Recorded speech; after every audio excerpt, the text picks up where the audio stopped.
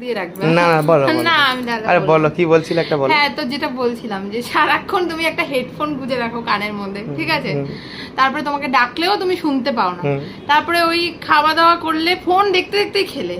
তারপরে আবার ফোন দেখতে দেখতে উঠলে, তারপরে আবার বিছানায় এলে তাও ফোন দেখতে দেখতে, তারপরে ঘুমাচ্ছে তাও ফোন চলছে, হেডফোন কানে গোজা, ঠিক আছে, তারপরে উঠছো ফোন দেখতে দেখতে তুমি বেরিয়ে যাচ্ছ, পরে আবার এসেছো তুমি আবার গেম নিয়ে যাওয়ার সময় ফোন করে দেখছি তখন কপালে চুমু দিচ্ছি না, তখন ফোন পকেটে।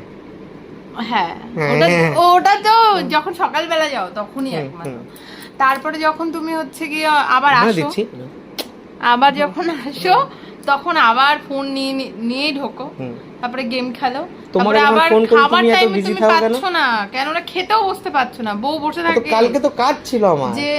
খাবে একসঙ্গে খাবো, তারপরে আমি নিজে খেয়ে নিই, কেননা তুমি খেতে পারো না, আমি খিদে মরে যাব,